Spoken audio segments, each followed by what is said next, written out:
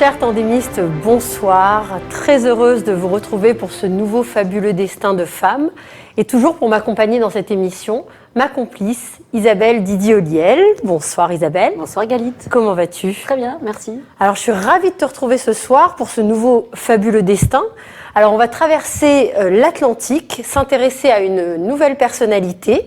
Une personnalité qui va se révéler étonnante et qui aura une véritable influence sur son pays. Dis-nous tout Isabelle. Alors Galite, pour cette 3e édition, on va partir ailleurs, on va aller aux États-Unis à la rencontre non pas d'une héroïne mais d'une icône. J'ai nommé Anna Eleanor Roosevelt. Alors, on va découvrir une personnalité qui peut inspirer les femmes que nous sommes. Sa vie va nous montrer que parfois un destin tout tracé peut rencontrer des bouleversements et alors nous pousser à sortir de notre zone de confort et puis tout peut devenir possible. Alors ça a l'air passionnant. On va commencer tout de suite, on va rentrer dans le vif du sujet. Qui était Eleanor Roosevelt, Isabelle ? Alors, Eleanor Roosevelt a été première dame des États-Unis. Elle a été l'épouse de Franklin Delano Roosevelt, président entre 1933 et 1945. C'était une leader à part entière. Elle a été impliquée dans de nombreuses causes humanitaires qui vraiment lui tenaient à cœur tout le long de sa vie. Alors, Eleanor est née le 11 octobre 1884. Elle est issue d'une famille aisée, aristocratique de la côte ouest. Son père est le frère cadet de Theodore Roosevelt. Et sa mère est issue d'une famille riche de New York. Ses parents voulaient absolument un fils. C'est l'aîné. C'est l'aîné. Ouais. Et donc Eleanor va se sentir pas désirée, et ce sentiment va la rendre timide, effacée. C'est une enfant qui se trouve laide. Sa mère, d'ailleurs, qui était une femme très belle, ne trouve pas sa fille à la hauteur, la taquine en l'appelant ugly, en l'appelant granny, grand-mère, dû à son look simple et démodé.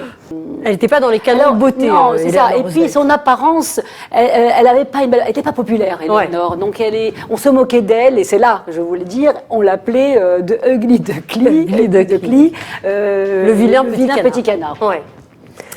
Et donc après, à l'âge de 8 ans, sa mère va décéder d'une diphtérie, et son père... Quand elle avait 8 ans. Quand elle avait 8 ans, quand Eleanor avait 8 ans, et son père va décéder 2 ans plus tard, alcoolique, drogué, dans un sanatorium. Elle était très attachée à son père, donc cette perte va être très difficile pour Eleanor, mais elle va être confiée avec ses 2 frères à sa grand-mère maternelle. Elle va vivre avec sa grand-mère. Elle va être élevée donc par sa grand-mère, la fratrie va être élevée par la grand-mère. Alors Eleanor, comme tu le disais, est une enfant maladroite, pas très populaire, et en 1898, à l'âge de 15 ans, elle va intégrer le pensionnat d'Allenswood, un pensionnat pour jeunes filles à Londres, donc elle quitte New York. Et comment est-ce que ça va se passer ? Est-ce qu'elle va être plus heureuse à Londres qu'à New York ? Oui, elle va être chaperonnée par cette directrice de cet établissement qui va vraiment travailler, soigner son apparence. Elle va lui apprendre à cultiver sa curiosité intellectuelle. Elle va lui apprendre le goût des voyages, le goût des langues. Eleanor parle couramment le français. Et elle va commencer déjà aussi à cultiver son goût pour la cause féminine. Et alors cette directrice va avoir une influence vraiment positive sur Eleanor, qui va gagner un peu plus de confiance en elle. Alors oui, tu parlais de féminisme. Il faut juste rappeler qu'on est début XXe siècle, tout début XXe siècle, puisqu'en 1902, 4 ans plus tard, donc Eleanor Roosevelt retourne à New York, et c'est là qu'elle va faire son entrée dans la haute société new-yorkaise, genre bal des débutantes, ce genre de choses. Voilà, et c'est en 1904 qu'elle va rencontrer celui qui va devenir son futur mari, Franklin Delano Roosevelt. Alors ils portent le même nom car ils sont cousins éloignés, ils ont un oncle en commun, Theodore Roosevelt. Elle va être très flattée de l'intérêt qu'il lui porte. En 1905, alors qu'elle a 20 ans, ils vont se marier. Le mariage va être très médiatisé dû à la présence du président, Theodore Roosevelt. Elle va se marier malgré l'opposition de sa belle-mère, qui a un caractère possessif et assez épouvantable. Oui, alors la belle-mère d'Eleanor Roosevelt, la mère de Franklin Roosevelt, est vraiment la caricature de la vilaine belle-mère, quoi. Hein. Vraiment, elle veut tout gérer, tout contrôler, et elle va même imposer au couple de vivre dans une maison mitoyenne à la sienne, qu'elle aura fait construire quand elle les aura envoyés pour un long voyage de noces qui va durer 1 an. Et Éléonore, qui se laisse plutôt guider ouais. Dans sa vie, va doucement commencer à s'affirmer.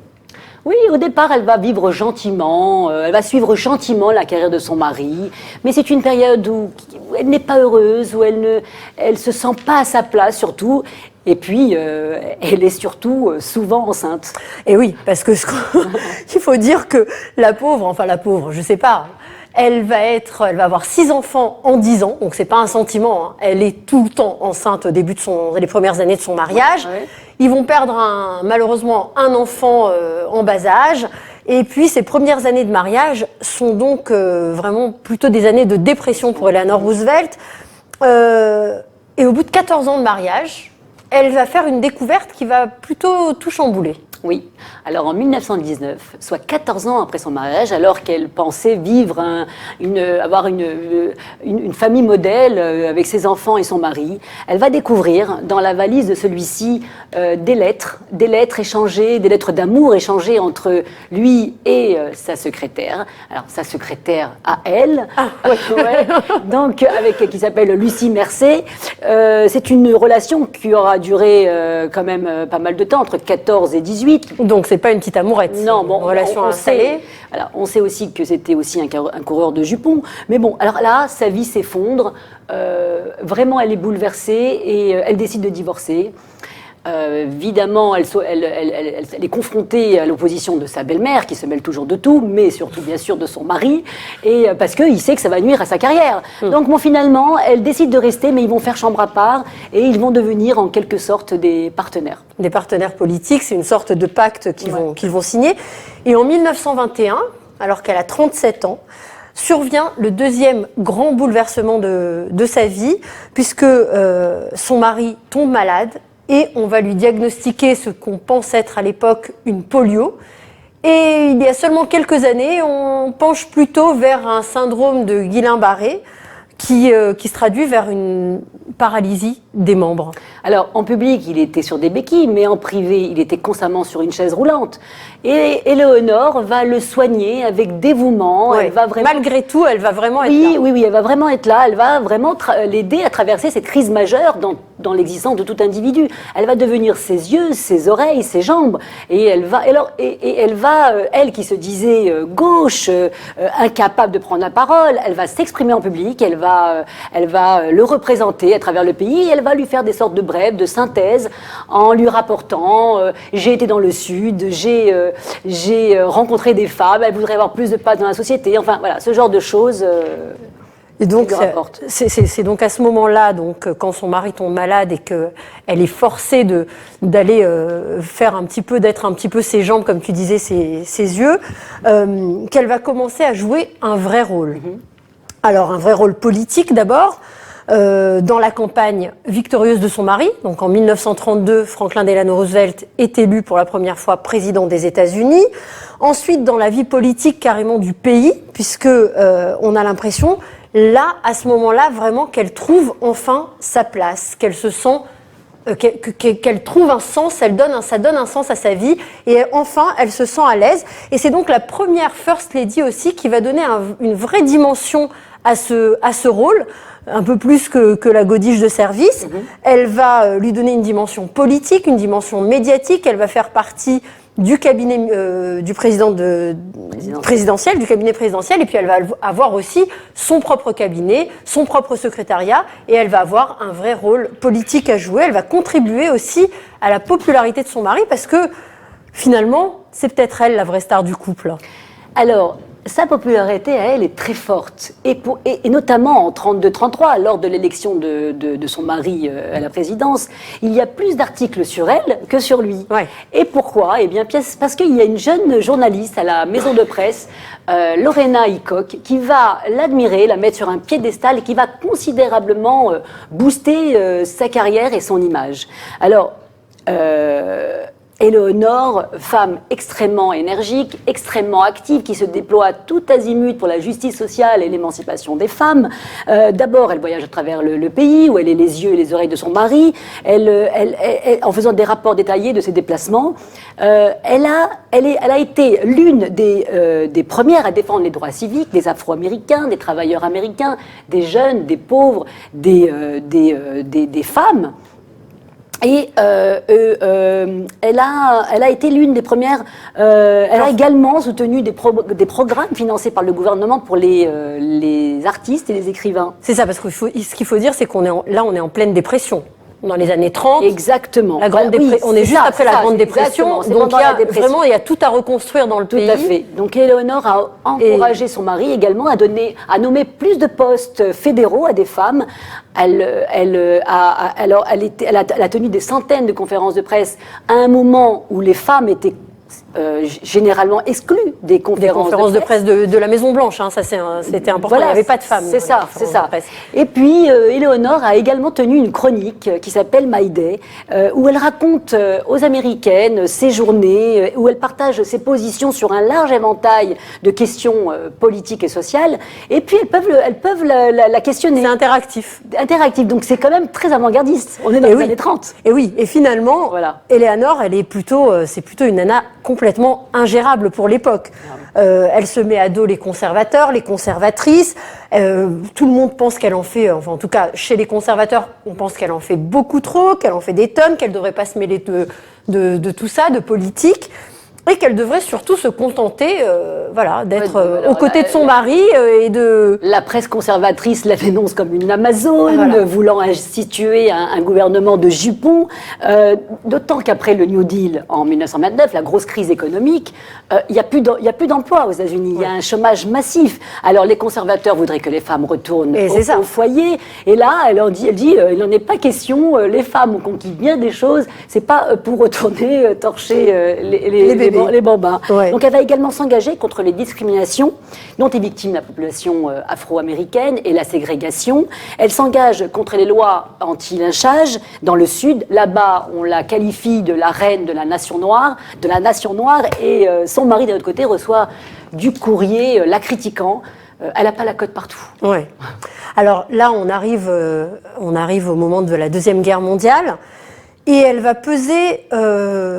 vraiment sur la décision de son mari de s'engager dans la guerre. Oui, elle va être également la première américaine à aller en Europe en 1942. Elle a elle-même 3 fils qui se battent, ceux qui sont sur le front et donc elle va prendre la parole à la radio. Elle va leur dire je sais ce que c'est, je suis moi-même une mère, j'ai moi-même 3 fils qui se battent sur le terrain des opérations. Enfin voilà, elle est vraiment devenue une personnalité majeure de la politique américaine. Et elle est devenue très important. Donc Franklin Delano Roosevelt, lui, meurt le 12 avril 1945 à l'âge de 63 ans, alors qu'il venait d'être réélu pour la 4e fois et qu'il commençait depuis quelques mois, qu'il avait entamé son 4e mandat. Donc depuis, finalement, c'est aussi une loi qui est passée après parce que de la limitation des mandats, parce que lui, il a été réélu 4 fois. Du jamais vu dans l'histoire des États-Unis depuis d'ailleurs, et c'est finalement un partenariat qui fonctionnait vraiment bien. Les Roosevelt avaient l'un des partenariats les plus remarquables de l'histoire américaine. Bon, leur vie, malgré que leur début ait commencé de façon difficile, complexe, bon, on en a parlé, elle a vécu donc l'infidélité de Franklin Roosevelt et elle a voulu divorcer à ce moment-là, mais finalement, Galit, cette infidélité, cet adultère, aura permis à Éléonore d'être de plus en plus indépendante et puis de s'engager et de s'impliquer dans des causes humanitaires qui lui tenaient à cœur. Ça lui aura permis finalement de sortir du rôle dans lequel elle aurait dû être cantonnée de femme d'eux pour devenir vraiment une personne importante à part entière. Et après oui, parce que il faut savoir quand même que parce que tu parlais de la mort de Franklin, quand il est décédé, alors qu'il avait promis à Éléonore d'arrêter cette liaison, c'est avec elle qu'ils l'ont trouvé. Avec Lucie Mercer. Avec la secrétaire donc d'Éléonore, avec qui il avait commencé donc dans les années au défunt, 20 ans plus tôt. Donc ça a été une histoire. Ouais, c'est elles qui l'ont trouvé. Ah, donc c'était pas une amourette, c'était vraiment une histoire d'amour et ça a duré des dizaines d'années, des décennies. Bon, alors après la guerre, Eleanor Roosevelt plaide en faveur des réfugiés européens donc, qui voulaient venir aux États-Unis. Truman, qui a donc remplacé Roosevelt à la Maison-Blanche, lui demande et lui confie le soin d'aller à Londres pour participer donc à des commissions, pour travailler sur la Déclaration universelle des droits de l'homme. Et elle se consacre tout particulièrement à cette tâche et au problème qui devient vraiment un problème majeur, celui des réfugiés. Il y a des dizaines de milliers de réfugiés à la fin de la guerre. Et là, elle va travailler à ce projet de Déclaration universelle des droits de l'homme. Elle va être présidente de la commission des droits de l'homme à l'ONU. Oui. Son soutien continu au mouvement des droits civiques et au projet anti-lynchage lui aura valu la colère du Ku Klux Klan, qui aura mis sur sa tête une prime de $25 000 dans les années 60. Alors, alors, à son départ de la Maison-Blanche et jusqu'à la fin de sa vie, Éléonore va continuer à être impliquée dans les activités du Parti démocratique, en faisant campagne pour différents candidats. De plus, Éléonore, elle a animé plusieurs émissions de radio, elle a animé aussi une émission de télé, elle a continué sa chronique. Elle a donné plusieurs conférences et elle aura écrit tout le long de sa vie, Eleanor Roosevelt, 27 livres et plus de 8000 colonnes. Waouh, donc oui, effectivement, la chronique dont tu nous parlais tout à l'heure, My Day, qu'elle avait commencé dans les années 20. Exactement. Elle l'a continué toute sa vie, tout au long de sa vie. Alors, Eleanor Roosevelt meurt le 7 novembre 1962 à New York, à l'âge de 78 ans. Et 16 ans après sa mort, en 1978, le public découvre une autre facette de cette personnalité complexe, puisque sont dévoilées plus de 3300 lettres au public, sont rendues publiques ces 3300 lettres, une longue correspondance. Raconte-nous. Alors en 78, donc plus de 16 ans après sa mort, sont publiées plus de 3300 lettres d'échanges souviens-toi, entre Lorena Hickok, cette jeune journaliste qui avait si bien boosté sa carrière, qu'il avait poussé à s'engager. Qu'il avait mis sur un piédestal. Eh bien, ce sont des lettres d'amour entre elles deux. C'est une histoire qui a commencé lors de l'élection de son mari en 1932. Alors, c'est une histoire étonnante parce qu'on a là une Lorena Hickok qui est une sublime femme et beaucoup plus jeune qu'Eleanor Roosevelt. Donc voilà, leur histoire, ce n'est pas juste une histoire d'amour, d'attirance et de beauté, c'était bien plus profond que ça. Et donc, je trouve cette histoire belle, Galit, parce que finalement, on a là cette grande bringue complexée qui a commencé sa vie à être mal tout le temps et puis qui a suscité l'amour de cette sublime femme. Non seulement elle l'a suscité, mais elle a trouvé aussi l'amour et c'était peut-être pour ça finalement qu'elle était si mal et qu'elle n'arrivait pas, qu'elle ressentait ce mal-être depuis toute petite. Exactement. Donc extraordinaire histoire d'amour quand même. Très belle histoire d'amour. Alors on a en résumé Galit, Eleanor Roosevelt, icône des féministes, icône des Afro-Américains, icône des homosexuels. Ouais. On a là une belle évolution d'une jeune fille qui est née riche, blanche et bourgeoise, qui avait un destin tout tracé de femme de président. Et oui, puisqu'elle avait été, on peut dire, élevée pour ça, pour être aux côtés d'un président, pour arriver à la Maison-Blanche. Elle était issue de ce qu'on appelle les WASP, les blancs anglo-saxons et protestants, américains de la haute société. Et puis au moment de sa mort, vraiment en 1962, le New York Times publie un article. Et là, ils vont dire que c'était une femme, ils vont parler de la femme la plus estimée du monde. Mais c'est très mérité parce qu'elle en a fait des choses. Elle s'est battue pour plusieurs causes qui lui tenaient à cœur. Et c'était pas évident parce qu'elle n'était pas faite pour ça. Elle est sortie de la boîte, elle est sortie de son cadre, elle a cassé tous les codes de l'époque. Et elle a vécu finalement, elle a réussi à donner du sens à une vie qui peut-être au début n'en promettait pas large. Pas du tout. Des années de dépression, enfin voilà. Donc vraiment, voilà, elle a su dépasser tout ça. Eleanor Roosevelt, vraiment, voilà. Très admiratif. Ça peut être un modèle féministe. Voilà, c'est pour ça que j'ai dit que ça peut inspirer les femmes. Exactement. Et puis, à titre posthume, elle a reçu le prix, en 1968, le prix des droits de l'homme des Nations Unies. Donc ça aussi, pour son travail à l'époque, pour la Déclaration universelle des droits de l'homme. Et puis, tu disais tout à l'heure qu'elle a écrit 27 livres, qu'elle a écrit 8000 chroniques, colonnes, etc. Donc, il en est resté quelque chose, il en est resté quelques citations. Il y a certaines citations qui m'ont plu et je les ai notées. Alors, j'ai bien aimé « Personne ne peut vous faire sentir inférieur sans votre consentement ». Exactement. Je trouve ça c'est extraordinaire. Alors, et puis, elle en a une pas mal qui... Alors, elle est pas mal. Tu dois accepter tout ce qui arrive. Et la seule chose importante est d'y faire face avec courage, avec tout ce que tu as de mieux à offrir. Bah écoute, je trouve que c'est une super belle citation pour l'époque un peu bouleversée et bouleversante qu'on vit ici, nous, en Israël, avec tout ce qui se passe au niveau national. Et effectivement, il y a des fois des choses qu'on ne peut pas changer, donc qu'il faut accepter. Et puis, finalement, y faire face, comme elle dit, avec courage. Exactement. Et puis surtout, y faire face et donner tout ce qu'on a de mieux à offrir pour essayer de faire avancer les choses ensemble. Donc, écoute, je trouve que ça fait une jolie conclusion pour une belle personnalité. Et voilà, donc, écoute, on se retrouve très bientôt pour un nouveau fabuleux destin de femme. On vous prépare, on prépare quelque chose de sympa pour la prochaine. En tout cas, merci à vous de nous avoir suivis. Merci Isabelle de nous avoir éclairés. Merci. Et puis, je crois qu'il y a aussi une dernière petite chose que tu voulais dire parce que Hillary Clinton, à un moment donné, a dit quelque chose qui t'avait plu sur... Non, c'est juste une phrase qui est sur la statue à son effigie, à Eleanor Roosevelt, qui a été écrite par Adlai Stevenson. J'ai bien aimé parce que ça prouve vraiment qui elle était. En anglais, her glow has, excusez-moi pour mon accent, mais her glow has warmed the world, ce qui veut dire sa flamme a réchauffé le monde. Bon alors voilà, donc la flamme d'Eleanor Roosevelt a réchauffé le monde. Toi, tu nous as réchauffé la soirée et le cœur. Merci beaucoup pour cette soirée. Merci à vous de nous suivre, toujours plus nombreux. Et puis à très bientôt pour un nouveau fabuleux destin. Au revoir.